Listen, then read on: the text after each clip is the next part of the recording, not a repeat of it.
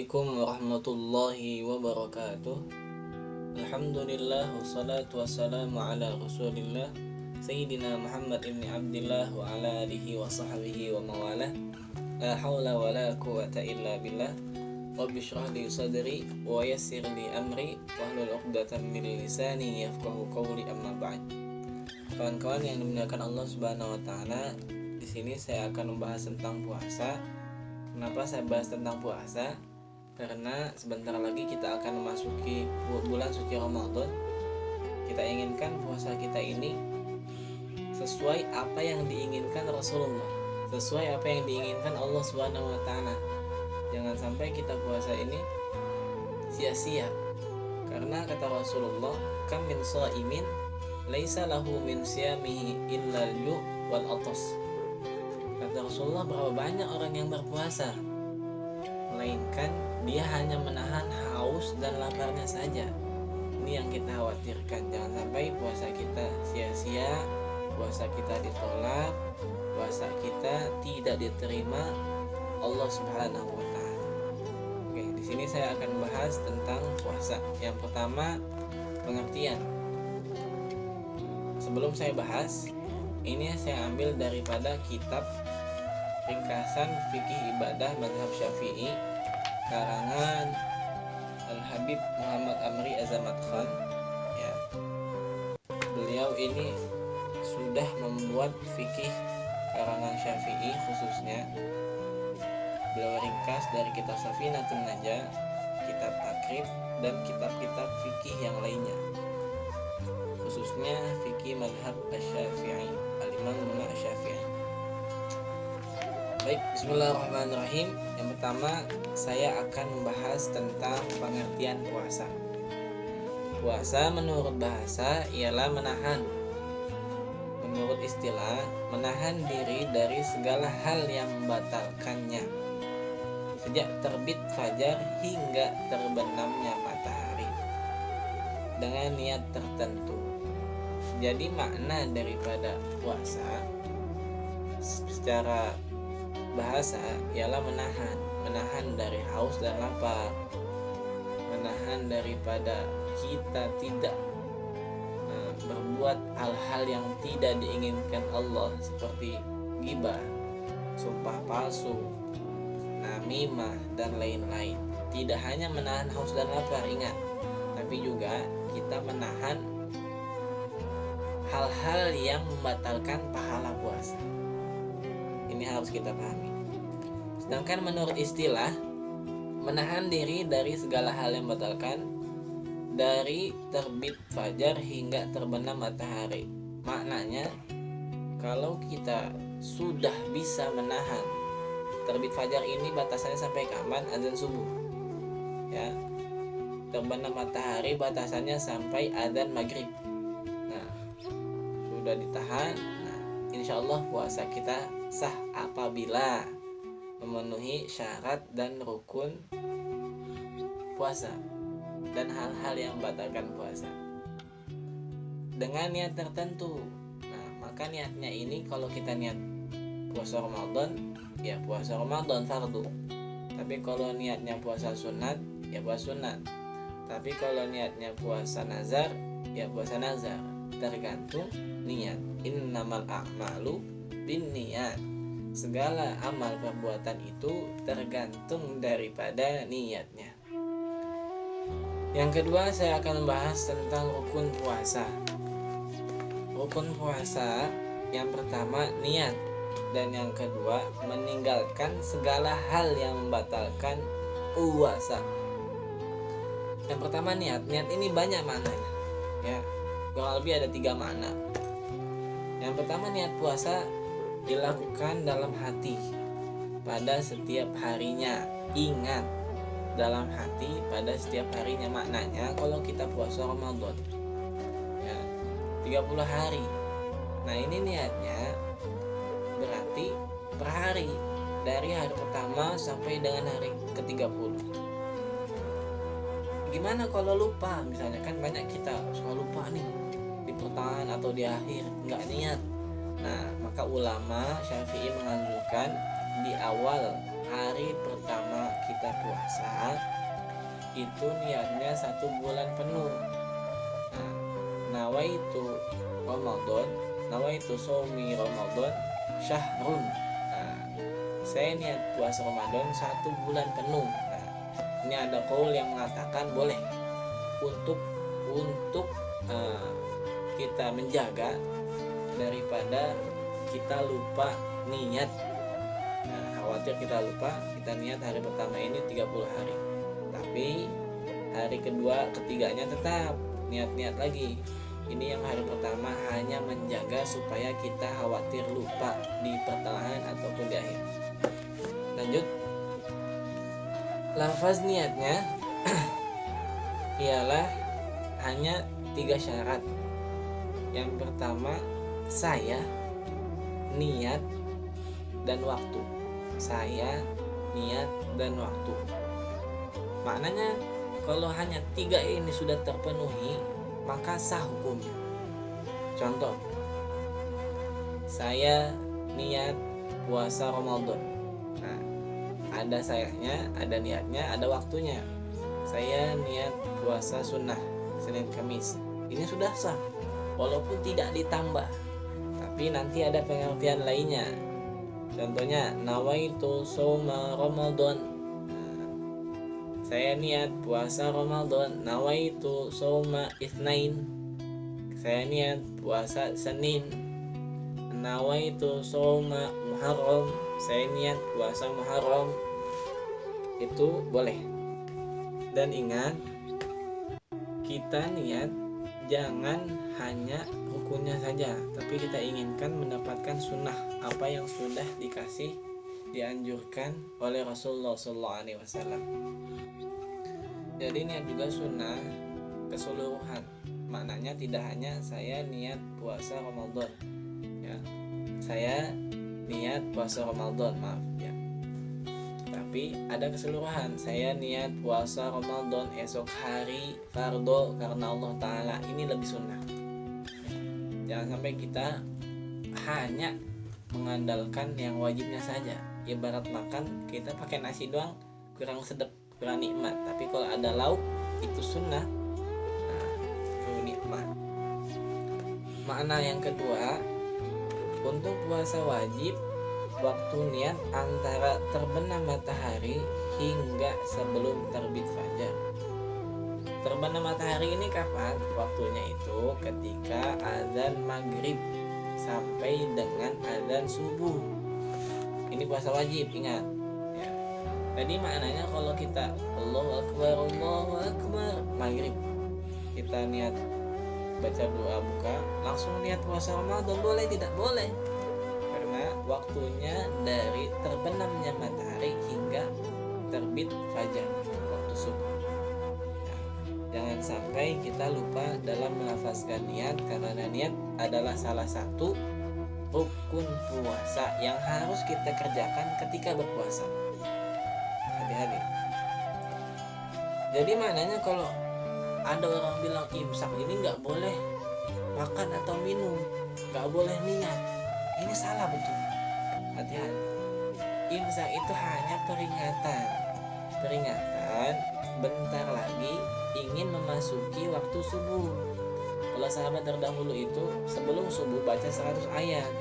Nah, ulama jelaskan 100 ayat itu ukuran 10 menit. Nah, jadi ketika imsak, nah itu kita hati-hati ingin memasuki waktu subuh. Ini biasa yang terjadi di kampung-kampung. Imsak boleh makan, boleh minum? Boleh. Ya, karena belum masuk waktu azan subuh. Yang kedua, untuk puasa sunnah, makna yang tadi niat, untuk puasa sunnah waktu niat antara terbenam matahari hingga sebelum tergelincirnya matahari, waktu zuhur. Namun jika niat dilakukan setelah fajar, maka disyaratkan belum melakukan hal-hal yang dapat membatalkan puasa sebelum niat. Kalau puasa sunnah, ingat nih, kalau puasa sunnah waktunya dari kapan sampai kapan? Dari terbenamnya matahari hingga, ingat, hingga tergelincirnya matahari, hingga terbitnya matahari, terbenamnya matahari, hingga tergelincirnya matahari. Nah, jadi dari ba'da maghrib dan sebelum qobla zuhur. Nah, kalau kita niat, kalau kita ketiduran dari habis maghrib, bangun-bangun sebelum zuhur, boleh nggak puasa? Boleh, asal ingat tidak melakukan hal-hal yang membatalkan puasa. Makan, minum, bersentuhan tubuh, maksudnya jima, ya. Kalau kita belum melakukan hal-hal yang membatalkan puasa itu boleh, tapi kalau sudah melakukannya tidak boleh, ya. Ini ingat, puasa sunnah boleh sebelum azan zuhur dikumandangkan. Oke, itu tadi makna niat rukun puasa. Yang kedua, rukun puasa meninggalkan segala hal yang membatalkan dalam keadaan sadar, sukarela, dan mengerti hukum puasa. Maknanya apa? Meninggalkan segala hal yang membatalkan dalam keadaan meninggalkan segala sesuatu yang membatalkan puasa. Tadi, ya, puasa nggak boleh makan dan minum, nggak boleh jima, nggak boleh sumpah palsu, nggak boleh gibah, nggak boleh namimah. Ingat, ada yang membatalkan puasa dan juga ada yang membatalkan pahala puasa. Ada dua, hati-hati kawan-kawan. Jadi kita inginkan puasa kita ini mendapatkan pahala apa yang diberikan oleh Allah. Jangan sampai kita puasa ya cukup sekedar diterima saja tapi nggak dapat pahala. Ini jangan sampai. Diterima tapi nggak mendapatkan pahala, ini jangan sampai, ya. Puasa ya nahan haus dan laparnya, tapi kita tidak menahan daripada mata kita, tidak menahan mulut kita, tidak menahan telinga kita, tidak menahan segala hal yang dapat membatalkan pahala puasa. Lanjut pengertian yang kedua, orang yang tidak mengerti hukum puasa maka tidak batal puasanya jika tidak ketahuan dapat dimaafkan, yaitu ketika hidup jauh dari ulama atau baru masuk Islam. Maknanya gimana? Orang yang tidak mengerti hukum puasa tetap boleh berpuasa, ya, selama dia tidak melakukan hal-hal yang membatalkan puasa. Misalnya dia nggak tahu nih, saking awamnya, makan ini nggak batal puasa, saking mualaf lah, ibarat baru masuk Islam, ya, makan nggak batalkan puasa, ya itu nggak apa-apa, ya. Kalau nggak tahu nggak apa-apa, puasanya tetap sah. Akan tapi dengan syarat orang tersebut hidupnya di golongan ulama atau tidak. Kalau di golongan ulama, misalnya di situ ada ulama tapi dia nggak nanya kepada ulama, puasanya batal karena nggak nanya yang di permasalahannya. Tapi kalau hidupnya misalnya di pedalaman, dia baru mu'alaf, nggak tahu hukum puasa, ini boleh, tetap lanjutkan puasanya. Oke, itu tadi rukun puasa. Yang kedua saya akan bahas tentang yang ketiga saya akan bahas tentang syarat sah.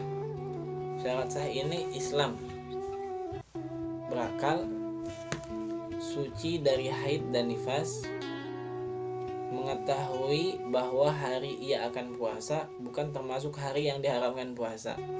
Ada 4. Islam. Yang pertama, Islam sudah jelas, kalau kafir tidak boleh puasa. Yang kedua, berakal, jelas, kalau gila, hilangnya akal atau pingsan, tidak boleh puasa.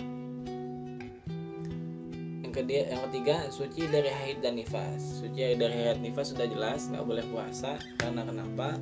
Seorang tersebut dalam keadaan kotor, dalam keadaan tidak memiliki tidak memiliki kesucian. Yang keempat, mengetahui bahwa hari ia akan puasa bukan ayah. Yang keempat ini kita harus tahu syarat sah. Kalau kita pengen diterima puasanya, kita harus tahu puasa ini wajib atau tidak, ya. Puasa ini waktunya benar apa enggak. Tiba-tiba kita puasa nih. Puasanya pas di hari lebaran, hari raya Idul Fitri, Idul Adha. Nah itu nggak sah. Walaupun kita nggak tahu, kita awam, nggak sah tetap. Karena hari raya Idul Fitri dan Idul Adha itu hukumnya haram untuk berpuasa. Oke, selanjutnya syarat wajib. Syarat wajib puasa yang pertama Islam, yang kedua mukallaf, yang ketiga mampu berpuasa, yang keempat sehat, yang kelima bermukim. Kita jelasin perlahan. Pertama Islam.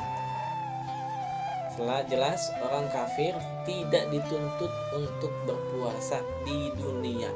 Ingat, karena tidak ada kewajibannya. Kita sebagai umat Islam, karena puasa ini adalah kewajiban dan rukun Islam bagi umat Islam, maka kita harus puasa. Yang kedua mukallaf. Mukallaf ini yang akil baligh ya, dan berakal, bisa membedakan mana uang, mana kotoran hewan. Nah, kalau sudah bisa membedakan ini yang disebut dengan mukallaf. Berakal dan baligh. Ingat, kalau balik menurut kadar Al-Imam Syafi'i rahmatullah alaih, itu bagi laki-laki usianya 15 tahun, bagi perempuan usianya 9 tahun ya. Dan banyak nanti kita jelaskan tentang syarat-syarat balik menurut Al-Imam Syafi'i rahmatullah alaih. Yang ketiga mampu berpuasa secara zahir seperti tua maupun menurut hukum seperti haid. Maknanya apa? Ketika seorang itu tidak mampu berpuasa, contoh seperti ibu hamil ini dia tidak mampu berpuasa. Kalau dia puasa, khawatir dengan keadaan dirinya dan keadaan janinnya. Nah, ini boleh untuk tidak berpuasa. Kalau dia tetap puasa dan membahayakan kepada janin dan dirinya, maka itu hukumnya haram. Dalam kitab I'anatul Talibin, ingat ya. Syarat kedua dari syarat wajib puasa harus mampu. Kalau nggak mampu nggak usah dipaksakan ya, dengan kadar-kadar tertentu. Tadi ibu hamil, orang sakit, orang musafir dalam perjalanan, tidak diperkenankan puasa. Seperti orang tua, dia udah lemas, sudah kesakitan, nggak boleh puasa karena khawatir membahayakan dirinya. Yang keempat, sehat.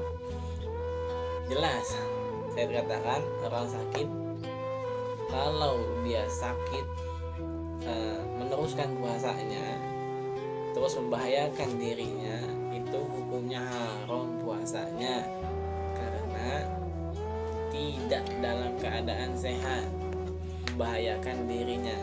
Sehat atau tidaknya dilihat daripada pengertian dokter.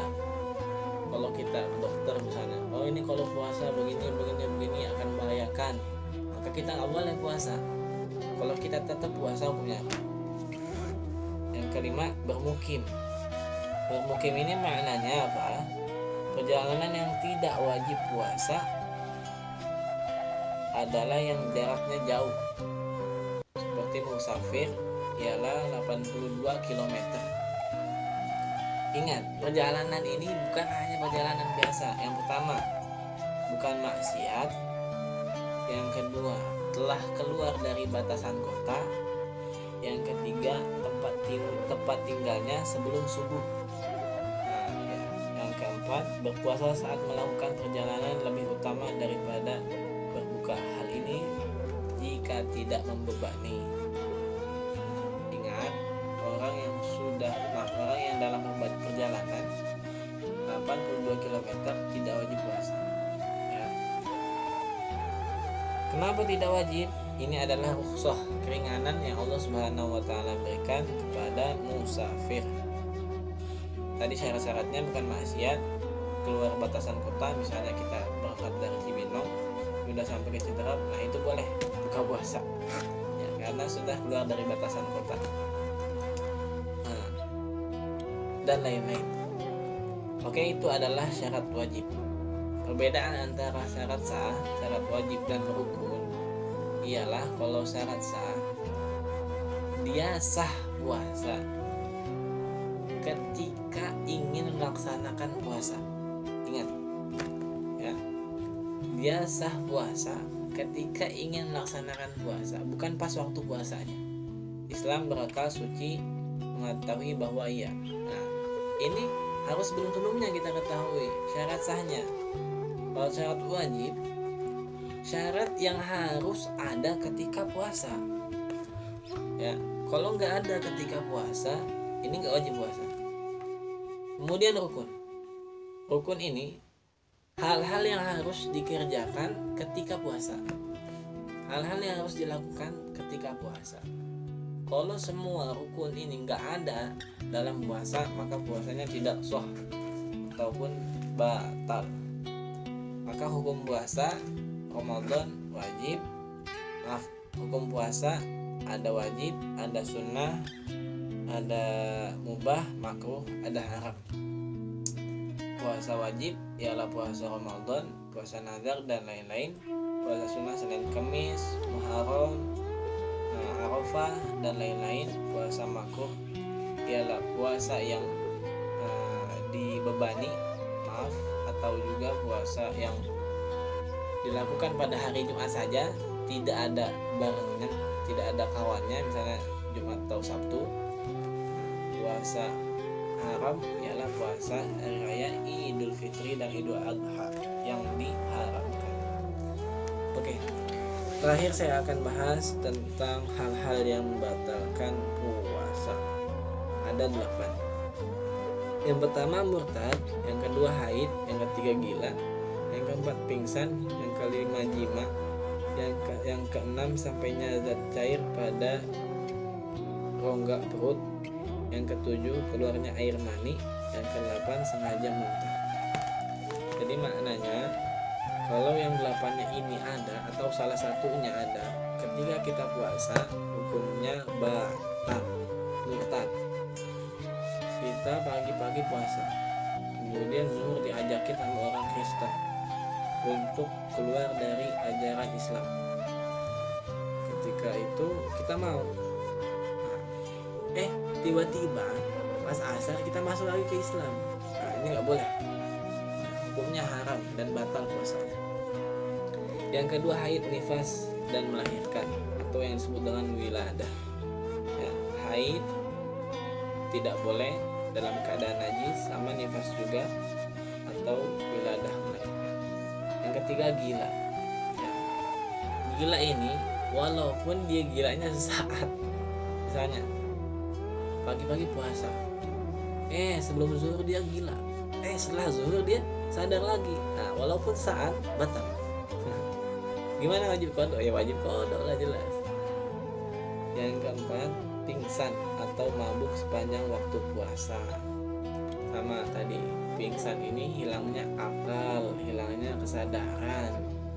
Mabuk misalnya dia muntah, ataupun mabuk dengan alkohol, ataupun mabuk dengan sengaja colok-colokin sininya, ini batal. Yang keempat jima. Sudah jelas kalau jima di siang hari atau di kita waktu puasa hukumnya batal, dalam tanda kutip dengan sengaja. Gimana kalau jima nggak sengaja? Nggak batal, tapi nggak ada lah, nggak mungkin juga jima kita nggak sengaja, pasti sengaja karena itu syahwat, itu hasutan setan ya. Oke, selanjutnya 6. Sampainya zat cair atau zat padat ke dalam rongga perut atau otak melalui jalur tubuh yang terbuka. Nah, jalur tubuh yang terbuka ini apa aja? Mata, mata, hidung, mulut, kuping, kubul dan dubur. Ya, kalau sudah masuk itu zat cair, ya, itu kita batal. Ataupun zat padat, misalnya kita dimasukin obat mata atau obat telinga atau obat hidung, obat mimisan atau obat sariawan. Nah, ini batal, nggak boleh. Tapi nanti ada pendapat-pendapat imam lain yang mengatakan boleh. Kita sekarang membahas tentang mazhab al-Imam Asy-Syafi'i rahmatullahu alaihi. Nah, zat padat gimana? Zat padat ini seperti kita memasukkan korok kuping misalnya. Korok kuping sampai dalam, itu hati-hati, dapat membatalkan puasa. Ya, misalnya masukkan lensa mata, hati-hati, itu dapat membatalkan puasa. Dengan anggota tubuh yang terbuka secara zahir. Yang tujuh, keluarnya keluarnya air mani karena sengaja dengan cara apapun. Ingat, onani dengan sengaja hukumnya haram. Tapi gimana kalau kita bangun tidur pas siang hari, kita keluar air mani, nah itu nggak apa-apa karena bukan dalam keadaan sengaja. Tapi kalau sengaja kita onani dikeluarin sendiri, hukumnya haram, wajib kodok dan wajib menanggung dosanya. Hati-hati. Ya. Nomor 8, sengaja muntah. Tadi sudah saya bahas. Kalau kita sengaja muntah, ini dicolok-colok sampai muntah, sampai kita keluar cairan yang ada di perut, itu hukumnya batal. Oke, sekian dari apa yang saya sampaikan. Kurang lebihnya mohon maaf. Ada wabillahi taufiq wal hidayah. Wassalamualaikum warahmatullahi wabarakatuh.